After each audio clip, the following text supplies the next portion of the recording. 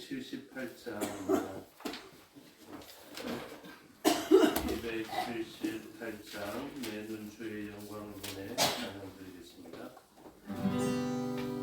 내 눈 주의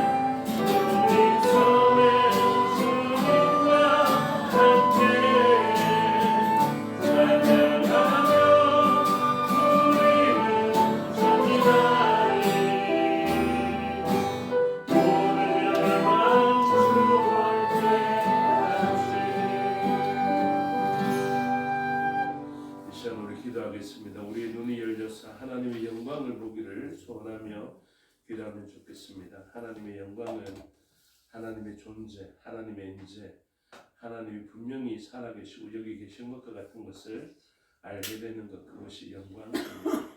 우리의 눈에 하나님의 영광이 보여야 합니다. 하나님의 영광을 보게 해달라고 소원하며 기도하시겠습니다.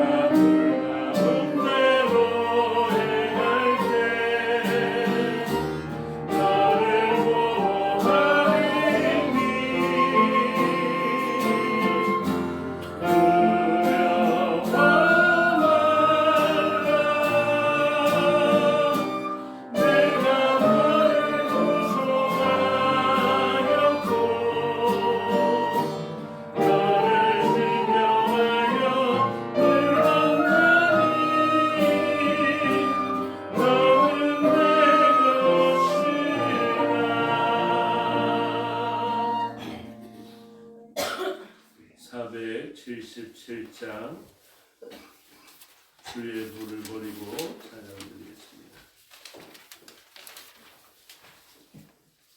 477장입니다.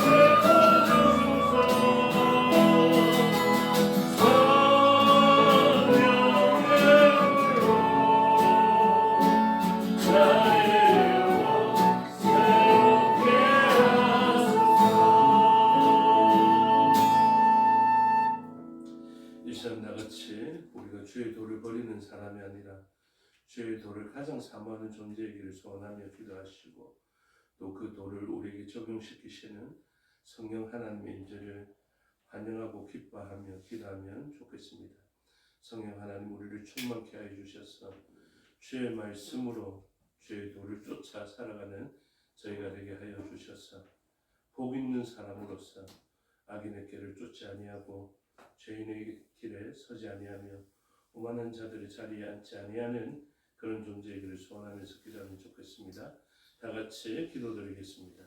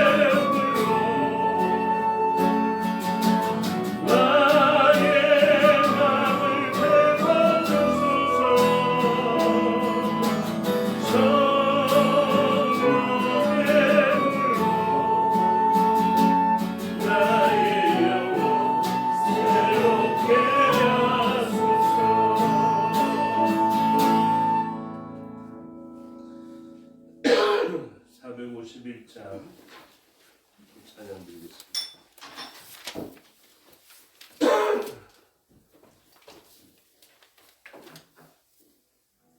451장 우리 오늘 눈물로 찬양 드리겠습니다.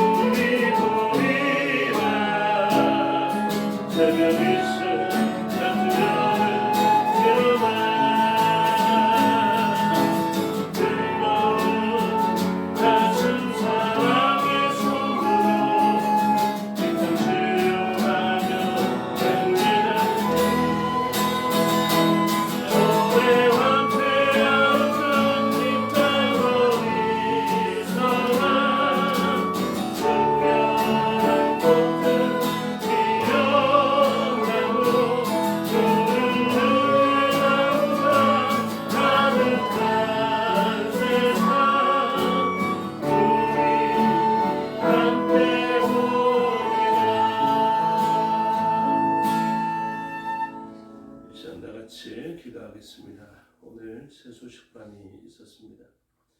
이 세소식반에 헌신되어지는 선생님들과 가정과 또 모든 재원들이 하나님께 복을 받기를 기도해 주시기를 바랍니다. 선생님들의 수고를 통하여서 다음 세대의 푸른 나무들이 심겨지고 자라게 됩니다. 이 일에 헌신된 개인과 가정이 복을 받기를 꼭 기도해 주시고 또 그들이 나중에 이 복음을 통하여서 의의 푸른 나무가 되기를 소원하면서 기도해 주시기를 바랍니다. 또한 이번에 전도하여서 강기선 씨를 저번에 초청주일날 왔었는데 이번에 또 전도부에서도 또 구제부에서도 함께하여서 방문하였습니다. 주일날 오기로 약속이 되었다 하는데 악한 권세가 가만히 있지 않을 것이 분명합니다. 강기선 씨가 선한 마음을 품고 의지를 가지고 교회에 나오려 하는 이 모든 일들이 하나님 앞에서 열매로 나타날 수 있기를 소원하면서 기도하시고 또 이래 전도의 통로가 되어진 우리의 지체들을 위해서도 기도해 주시기 바랍니다. 다 같이 전도 대상자와 새 소식반을 위해서 또 전도에 힘쓰는 자들을 위해서 수고하는 자들을 위해서 기도해 주시기 바랍니다. 다 같이 기도하시겠습니다.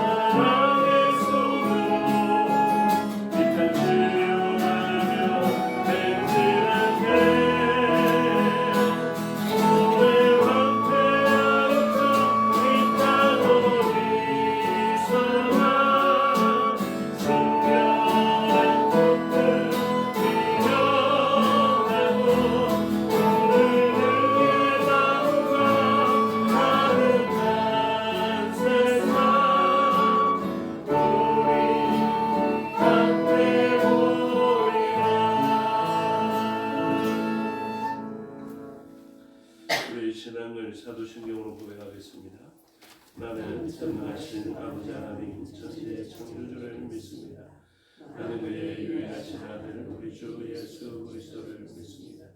그는 성령으로 잉태되어 동정녀 마리아에게서 나시고 본디오 빌라도에게 고난을 받아 십자가에 못 박혀 죽으시고 장사된 지 사흘 만에 죽은 자 가운데서 다시 살아나셨으며 하늘에 오르시어 전능하신 아버지 하나님 우편에 앉아 계시다가 그로부터 살아있는 자와 죽은 자를 심판하러 오십니다.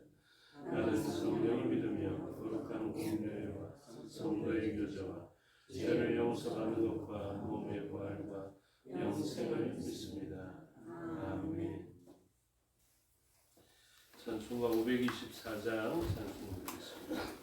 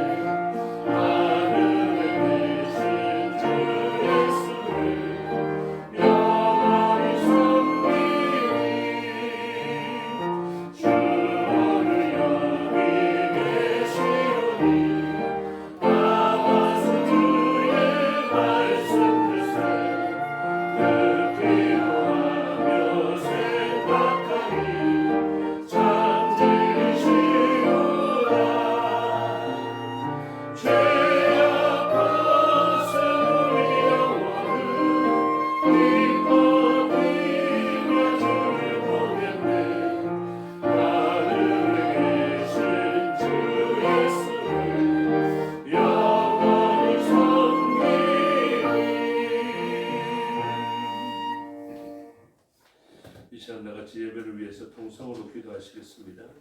말씀을 듣는 우리 신명과 전하는 저를 위해서 기도해 주시고 각처에 흩어져 있는 우리 지체들을 위해서 기도해 주시고 또 특별히 연만한 중에 있고 연약한 중에 있는 이휘성 권사님과 이승복 성도님을 위해서 기도해 주시길 바랍니다. 또한 이 나라의 민족을 위해서 믿음을 가진 북녘 땅을 위해서 기도해 주시고 또 선교지와 선교사를 위해서도 기도해 주시며 특별히 이 나라의 민족 전쟁 가운데에서도 하나님 주시는 지혜로 위기를 잘 극복하여 맡겨진 사명을 잘 감당하는 나라 되기를 위해서 기도해 주시기 바랍니다. 다 같이 통성으로 기도하시겠습니다. 아버지 하나님 은혜와 사랑 하시는 말씀 성령 하나님께서 가르쳐 주시고 마음에 새겨 주시옵소서. 하나님 말씀 앞에서 문제된 소리가 해주시옵소서.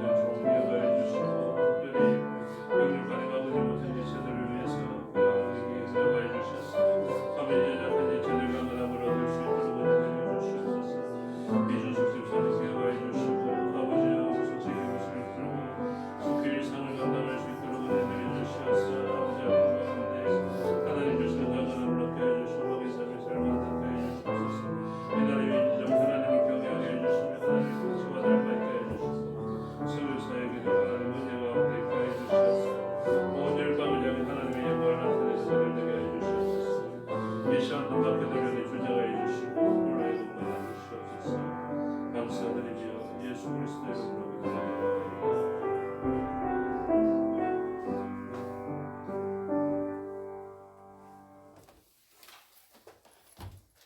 감사합니다. 하나님 말씀 보시겠습니다. 하나님 말씀 구약 성경 에스겔입니다. 주요 강의를 민수기를 해야 되는지 에스겔을 해야 되는지 갈등이 많았지만 에스겔을 하게 됩니다. 에스겔 1장 예레미야가 에스겔이었습니다. 1151페이지 정도에 있습니다. 에스겔 1장 전체의 내용을 교도하겠습니다. 30째 해 넷째 달 초다새에 내가 그발 강가 사로잡힌 자 중에 있을 때에 하늘이 열리며 하나님의 모습이 내게 보이니 갈대아 땅 그발 강가에서 여호와의 말씀이 부시의 아들 제사장 나 에스겔에게 특별히 임하고 여호와의 권능이 내 위에 있으니라. 내가 너희 저에서부터 폭풍과 그물을 외우는데 서로시로서 우리만큼 저들하여 미치신 그 사랑의 지며 그 가운데 단수의 같은 것이 나타나 보이고 그 속에서 내 생물의 형상이 나타나는데 그들의 모양이 이러하니 그들에게 사람의 형상이 있더라. 그들의 가운데 얼굴과 내 다리가 있고 그들의 다리는 곧은 다리요 그들의 발바닥은 송아지 발바닥 같고 광진 구리같이 빛나며 그 사람에게 내는 각각 사람의 손이라 그들의 생물의 얼굴과 다리가 있다니 날개는 다 서로 연하였으며 갈대에는 돌이키지 아니하고 일제히 앞으로 곱게 행하며 그들을 향하면 내세 앞에 사람의 얼굴이요 내세 오른쪽은 사자의 얼굴이요 내세 왼쪽은 소의 얼굴이요 내세 뒤는 용수의 얼굴이니 그 얼굴은 그러하며 그 날개는 더럽혀서 각기 둘씩 서로 연하였고 또 둘은 몸을 가렸으며 여기로 그쪽으로 가면 손으로 그들을 믿지 아니하고 일제히 앞으로 곱게 행하며 또 생물들의 모양은 타는 숯불과 횃불 모양 같은데 그 불이 그 생물 사이에서 오르락 내리락 하며 그 불은 광채가 있고 그 가운데에서는 번개가 나며 그 생물은 번개와 같이 영리하더라. 내가 그 생물들을 보니 그 생물들 곁에 있는 땅 위에는 바퀴가 있는데 그 내 얼굴을 따라 하나씩 있고 그 바퀴의 모양과 그 불에는 같이 보이는데 그 넷은 같은 모양을 가지고 있으며 그들의 모양과 그들은 바퀴 안에 바퀴가 있는 것 같으며 그들이 갈 때에는 사방으로 향한 대로 돌이키지 아니하고 가며 그 불을 높고 좁으며 그 위에 전혀서 가는 사람들이 가득하며 그 생물들이 갈 때에 바퀴들도 그 곁에서 가고 그 생물들이 땅에서 들릴 때에 바퀴들도 들려서 여기가 그쪽으로 가는 생물들도 영향을 받고 바퀴들도 그쪽에서 들리니 이런 생물의 영이 그 바퀴들 가운데 있습니다. 그들이 가면 이들도 가고 그들이 서면 이들도 서고 그들이 땅에서 들릴 때에는 이들도 그 곁에서 들리니 이는 생물의 영이 그 바퀴들 가운데에 있습니다. 그 생물들이 주사 같은 무창이 나타났어 거기에 들어오는데 그들의 머리에 펼쳐져 있고 그 궁창 밑에 생물들의 날개가 서로 향해 펴 있는데 이 생물은 두 날개로 몸을 가렸고 저 생물도 두 날개로 몸을 가렸더라. 생물들이 갈 때 내가 그 날개 소리를 들으니 많은 물소리가 전에 수가 같으며 떠드는 소리고 우리의 소리가 같으니 그 생물이 있을 때에 그 날개를 내렸더라.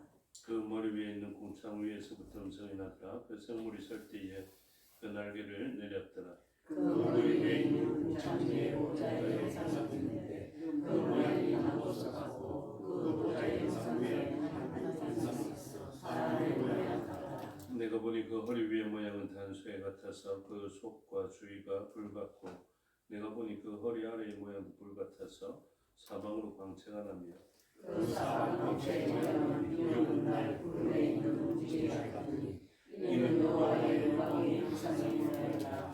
내가 보고 여호와 말씀하시는 음성을 들으리라. 아멘. 기도하겠습니다. 아버지 하나님 은혜와 사랑을 감사합니다. 이 시간 하나님의 말씀을 듣겠습니다. 성령 하나님께서 가르쳐 주시고 마음에 새겨 주시옵소서. 종에게 능력 베푸사 하나님 말씀과 뜻을 온전히 드러내게 하여 주시옵소서. 감사드리며 예수 그리스도 이름으로 기도드리옵나이다. 아멘. 오늘 본문 에스겔서의 내용을 살펴보게 됩니다. 에스겔은 48장으로 구성되어져 있습니다. 그 가운데 세밀하게 나누면 한 6부류 정도로 이렇게 나눠지게 되는데 보통 1장에서 3장까지는 에스겔의 소명을 이야기하고요. 그 절반쯤 되는 4장에서 24장까지는 남유다 곧 이스라엘 남아있는 자들이 얼마나 죄악 가운데 있는지가 드러나게 되는 본문입니다. 그리고 세 번째는 25장부터 32장까지 열방을 심판하시는 하나님의 역사가 나타나 있고 갑자기 전환점이 일어나는데 에스겔서 33장을 통하여서 전환이 일어나게 됩니다.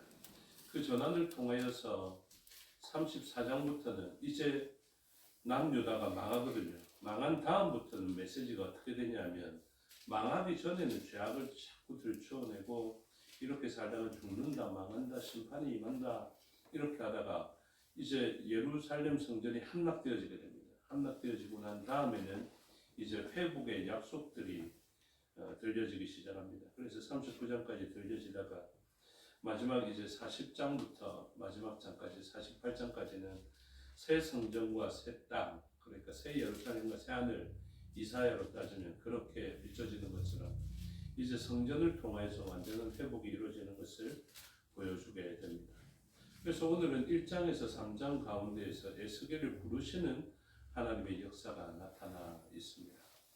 에스겔서를 왜 살펴봐야 되냐면 에스겔서는 남유다가 망하기 직전에 아주 강력한 메시지가 들려지게 되고 남유다가 망한 이후에는 어떻게 이 망하고 황폐해진 땅을 회복할 수 있을 것인가를 보여주기 때문에 우리 인생 가운데 개인적으로도 그렇고 공동체적으로도 그렇습니다. 망하기 전에 전조 현상들과 조짐들이 있는데 이때 어떻게 하면 망하지 않는지에 대해서도 알 수 있고 혹시 잘못해가지고 망했다면 그 망하고 황폐하고 무너진 자리에서 어떻게 다시 일어설 수 있을 것인가에 대한 힌트를 얻을 수 있습니다. 그래서 에스겔서를 잘 묵상하면 사실은 황폐해진 땅을 우리가 바라보면서 어떻게 하면 그 황폐해진 나의 개인과 나의 공동체, 나의 가정, 나의 나라 이런 것들을 다시 회복할 수 있을 것인가에 대해서 지혜를 얻을 수 있죠. 그래서 이 에스겔의 상황과 아주 유사했던 나라가 있는데 그 나라가 어디냐면 남유다는 두말할 것도 없고요. 그 다음에 이스라엘 백성들입니다. 주후 예수님 오신 이후에도 70년경에 티투스 장군에 의해서 무너졌을 뿐만 아니라 이 이스라엘 사람들은 계속해서 반란을 일으키게 되거든요. 근데 마침내 그 반란을 완전히 제압해버린 한 주후 135년경에 일명 디아스포라가 일어나게 됩니다. 이스라엘 백성들이 완전히 나라를 잃어버리고 쫓겨가게 되는 이런 일들을 보게 되죠. 그래서 열방에 흩어져 있는 그들의 삶의 자리는 완전히 황폐하고 나라는 다시 세워질 수 없을 것 같은 그때에 이 백성들이 붙들은 말씀이 무엇이냐면 구약의 말씀들입니다. 그래서 성전을 잃어버리고 주권도 잃어버리고 땅도 잃어버린 백성들도 흩어져 버린 나라라고는 다시는 세워낼 수 없을 것 같은 그런 형편 가운데 이들이 하나님의 주권인 말씀을 딱 붙들게 됩니다. 그 말씀을 붙들게 되었을 때 놀랍게 회복되어지는 역사들이 일어나게 되었던 것이죠. 그래서 그런 놀라운 역사들이 오늘 말씀 속에 들어가 있습니다. 예수님을 아직 모르는 사람들에게도 하나님의 섭리 가운데 약속되어진 백성이고 아브라함의 후손이기 때문에 하나님 이 정도로 역사하시는 것을 보면 예수님을 온전히 알고 예수님의 말씀을 온전히 지켜가려는 이 백성들에게 하나님 주실 회복이 얼마나 큰지에 대해서 기대하게 만드는 성경이 바로 에스겔서입니다. 우리가 잘 아는 내용 가운데 어느 정도로 황폐해지고 어느 정도로 무너졌냐 하면 메마른 뼈들과 같이 서로 부딪혀서 소리가 날 정도로 뼈가 되어져 있는 그곳에 하나님의 말씀과 그리고 생기, 노아흑과 성령 하나님의 역사가 일어나게 됩니다. 그들이 살이 붙은 것 정도로 끝나지 않고 살아나는 것 정도로 끝나지도 않고 주의 군대가 되어지는 놀라운 역사로의 전환이 일어나게 되는 것을 보여주고 있습니다. 그러니 우리가 모든 상상력을 동원하더라도 닿을 수 없는 그 부분에 하나님의 말씀은 역사되어지게 되는 것입니다. 우리는 열매를 잘 알지 못합니다. 그런데 하나님은 이미 이 열매들을 바라보고 계십니다. 제가 왜 민수기와 에스겔 어느 말씀을 해야 좋을까를 갈등했냐면, 민수기는 무엇을 이야기하냐면 우리가 천성에 도달하기 전에 광야와 같은 이 땅을 살아갈 때의 모습과 민수기는 아주 많이 닮아 있거든요. 그래서 그 하늘에 올라가기 전에 땅을 살아가는 동안 우리는 어떻게 살아갈 것인가를 얻을 수 있는 게 민수기입니다. 근데 그 광야와 같은 세상보다 더 황폐하여진 세상이 어디에 있냐면 하나님 주신 땅을 잃어버린 에스겔적 배경이 있거든요. 그런데 그 더 황폐하여진 배경 속에서 회복을 주신 하나님의 말씀이 에스겔서에 있습니다. 마침 우리가 이사야서를 봤기 때문에 시간적 흐름 가운데에서도 유익해서 오늘 본문의 말씀을 선택하였습니다. 오늘 1절에 보면 30째 해 이렇게 표현하고 있는데 이 30살쯤에 이런 표현이거든요. 그래서 여기에서 30년이 어떤 30년인지 조금 나누어지게 됩니다. 사실은 요시아의 종교개혁 이후로 30년이다 이런 표현도 쓰기도 하지만 사실은 이 30년이라는 것은 에스겔 개인적으로 이제 제사장이 되어지는 나이 이렇게 이야기할 수 있고 많은 해석자가 이것을 선택합니다. 그 말은 무엇이냐면 지금 에스겔을 누구라고 이야기하냐면 제사장이라고 표현하거든요. 그래서 이 에스겔은 부시의 아들 제사장이었습니다. 3절을 보십시오. 중반절을 보면 부시의 아들 제사장 이렇게 표현하고 있는데 이 제사장이 지금 어디에 있냐면 제사장이 가장 빛날 때가 어느 때일 것 같습니까? 성전에 있을 때 빛납니다. 성전에 있을 때 자기 사명과 자기 역할이 빛난다고요. 그런데 지금 이 제사장이 아주 비참한 자리에 비참한 마음을 가지고 있습니다. 지금 에스겔이 포로로 잡혀갔거든요. 남유다가 멸망하기 전인데 이미 전쟁에서 패전하게 되므로 포로로 잡혀갔습니다. 첫 번째 포로가 언제냐면 주전 405년경에 우리가 잘 아는 다니엘이 사로잡혀간 405년경이 있고 그리고 597년에 여호야긴 시대에 이미 다니엘은 포로로 잡혀가 있는 그 땅에 다시 한번 2차 포로가 일어나게 되는데 그게 597년에 에스겔을 포함한 나머지 사람들이 포로로 잡혀갔습니다. 그러니 이 잡혀온 때에 지금 어느 때라고 하냐면 여호야긴이 사로잡힌 지 5년이라고 이야기하거든요. 1장 2절에 보면 여호야긴 왕이 사로잡힌 지 5년 이렇게 이야기합니다.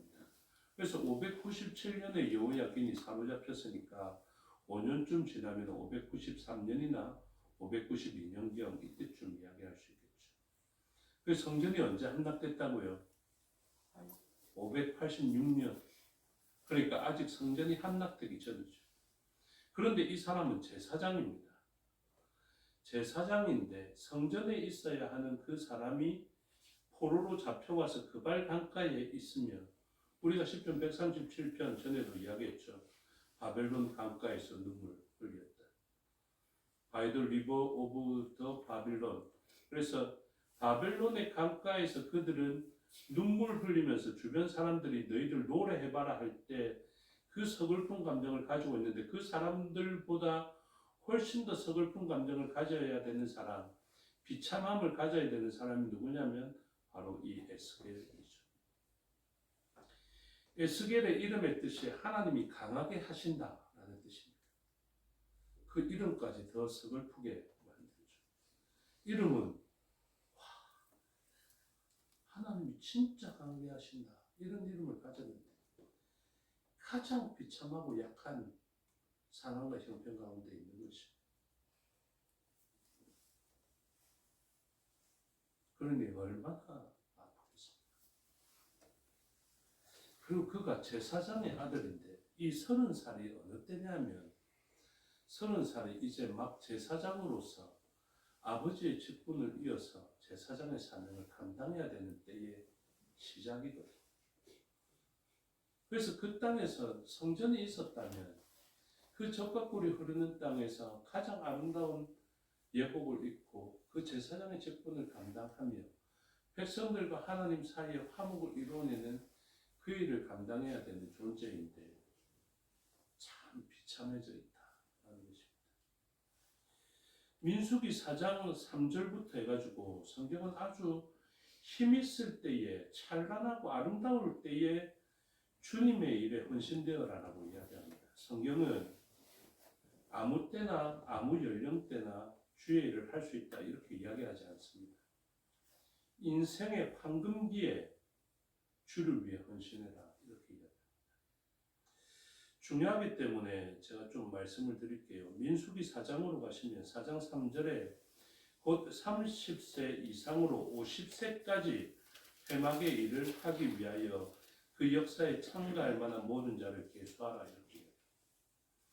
하나님은 이 나이 연령대에 대해서 반드시 기한적인 제한을 두고 있습니다.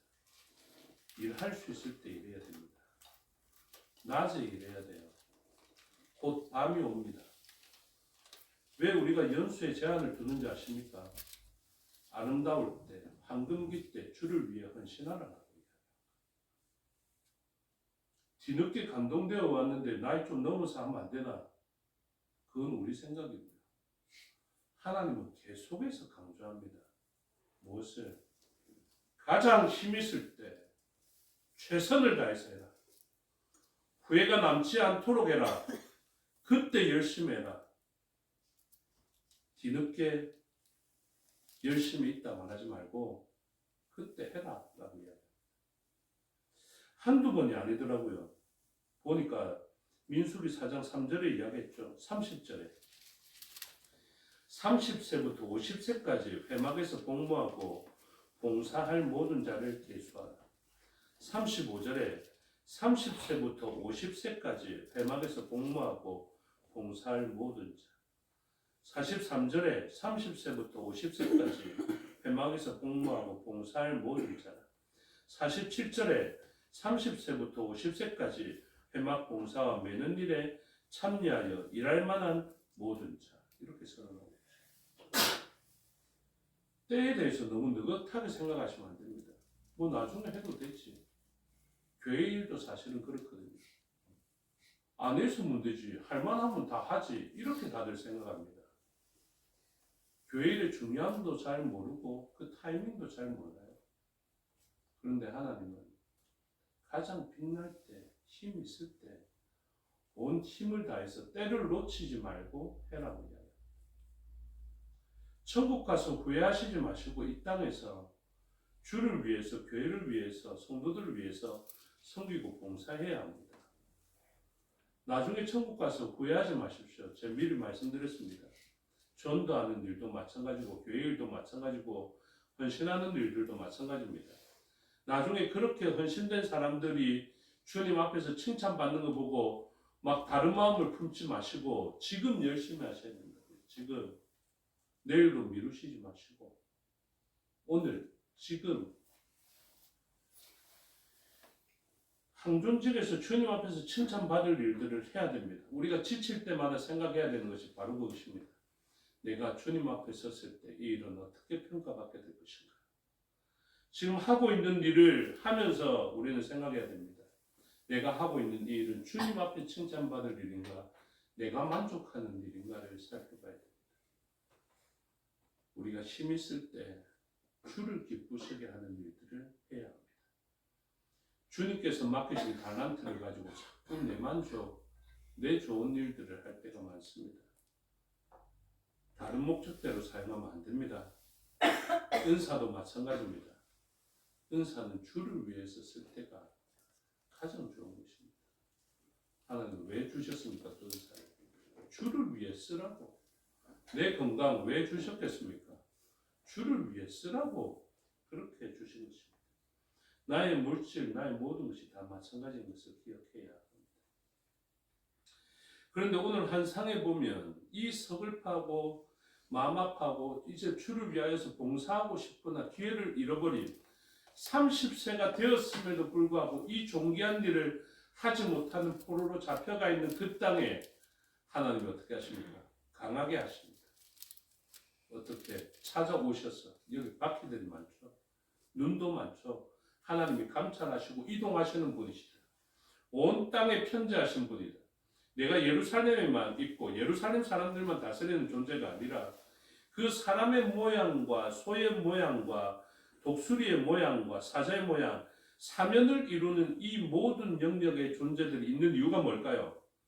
나는 사람만 다스리는 존재가 아니다. 그리고 날개 있는 독수리가 등장하는 이유가 뭘까요? 너희들이 땅을 밟고 사는 공간만 지배하는 존재가 아니다. 하나님은 그렇게 말씀하십니다. 너희들 나라를 잃어버리고 성전을 잃어버려서 포로로 잡힌 땅에서 고달파하고 애달파하지 내가 찾아가게. 그리고 그곳에 계시다고 믿었던, 성전에만 계시다고 믿었었는데요. 하나님의 에스겔 11장에 보면 어떻게 합니까? 성전에서 떠나셔서 오르셔서 동쪽 산으로 이동하시는 것을 보여주고 있습니다. 물론 성전에서 떠나실 수밖에 없는, 성전에서는 우상을 섬기고 자기 마음대로 애를 먹이고, 그리고 여인들은 단무스 신 앞에 잘못하고 있는 그 잘못이 있어서 떠나시기는 하지만 하나님은 그 성전이 없다고 일을 못하실 분이 아니십니다. 그래서 모든 영역을 다스리시며 편재해 계신다라는 것을 내 천사들과 내 모습을 보여주고 바퀴를 통해서 또 그 바퀴에 있는 수많은 눈들을 통해서 알려주시고, 그리고 찾아가십니다. 누구에게로? 에스겔에게로 찾아가시죠. 그리고 전환시킵니다. 성전 중심, 제사 중심의 종교를 말씀 중심에서 전환시켜버립니다. 이게 대단한 것이죠. 이스라엘 백성들도 마찬가지입니다. 나라를 잃어버렸을 때 그 공동체는 성전 중심, 제사 중심에서 전환시켜버립니다. 어떻게? 회당 중심으로, 시나고그 중심으로 전환시켜버리죠. 말씀 중심으로. 그러니 어떻게 됩니까? 말씀을 듣는 그 장소는 성전에서 제사 드리는 것 같은 동일한 역사가 일어나게 되었다. 이게 대단하죠. 찬양 한 번이 제사입니다. 찬양의 제사. 여러분, 찬양 한 번도 소홀히 여기지 마십시오. 그래서 이 전환되어진 것을 딱 이야기하고, 이 모습들이 참고로 보십시오. 에스겔 11장 10절에 보시면 그 얼굴들의 모양이 내세 앞은 사람의 얼굴이요, 내세 오른쪽은 사자의 얼굴이요, 내세 왼쪽은 소의 얼굴이요, 내세 뒤는 독수리의 얼굴이니. 이것하고 뭐가 똑같습니까? 에스겔이 바라봤던 것하고 요한계시록에 요한이 바라봤던 것하고 똑같습니다.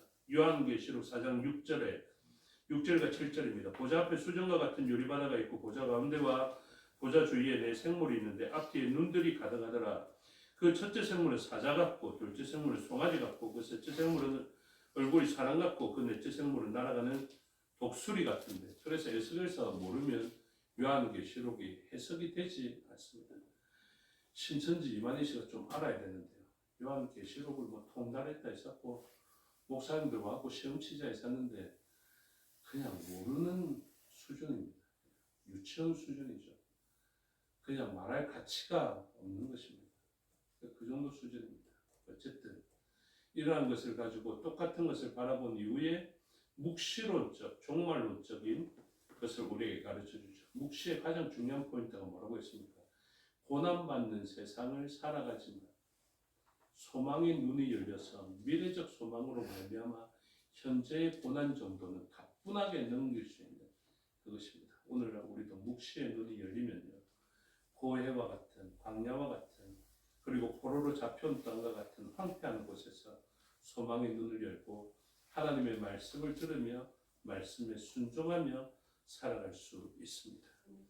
1장 28절을 보시면 후반절에 보면 중반절에 무지개가 나오는데 요한계시록에도 똑같은 것이 이야기됩니다. 무지개 나오죠. 하나님이 어떻게 보십니까? 언약을 통해서 우리를 보십니다. 지금 남유다 너희는 포로로 잡혀온 게 불만이냐? 사실은 너희들 물로 휩쓸었어야 됩니다. 성전에서 우상 숭배한 거 보면 물로 휩쓸었어야 되지만 내가 지금 나를 향하여서 캐셔트 하늘을 향해 뚫려 있는 그 활을 보고 그 희생을 바라보며 너희들을 인내로 언약 가운데 인도하고 있다. 그래서 내가 다시 너희에게 말씀으로 역사하여 너희를 회복시킨다. 이것을 여러분 우리가 포로로 잡혀가도요 할 말 없습니다. 그거 다 우리 죄악 때문인 거죠. 그런데 하나님은 그곳에도 찾아오셔서 우리를 강하게 하십니다. 우리는 뭐 잘한 것 없거든요. 근데 하나님은 이렇게 보십니다. 무지개를 통하여 우리를 보십니다. 언약을 통하여 우리를 보십니다. 그 언약이 우리를 살립니다. 여러분들의 삶의 자리가 광야와 같고 포로로 잡혀간 땅이고 황폐하더라도 하나님 찾아오셔서 사마리아 여인에게 주셨던 그 생수를 우리에게도 주실 것입니다. 그것으로 우리는 강하게 됩니다. 기도하겠습니다.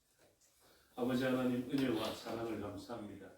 우리의 삶의 자리에 말씀으로 찾아와 주시고 우리는 순종함으로 하나님 주시는 권능을 받게 하여 주시옵소서. 황폐한 자리에 다시 한번 적과 꿀이 흐르는 생명의 강수가 넘치는 저희가 되게 하여 주셔서 메마른 뼈들이 주의 군대로 거듭나게 하여 주시고 죽을 우리들이 생명의 강수가 되어 죽음의 바다에 이르러 그들을 살리게 하옵소서. 감사드리며 예수 그리스도의 이름으로 기도드리옵나이다. 아멘. 주께서 가르쳐 주시기로 드리겠습니다. 하늘에 계신 우리 아버지의 이름을 거룩하게 하시고 아버지의 나라가 오게 하시고 아버지의 뜻이 하늘에서와 같이 땅에서도 이루어지게 하소서. 오늘 우리에게 일용할 양식을 주시고 우리가 우리에게 잘못한 사람을 용서하여 주는 같이 우리 죄를 용서하여 주시고 우리를 시험에 빠지지 않게 하시고 악에서 구하소서. 나라와 권능과 영광이 영원히 아버지의 것입니다. 아멘.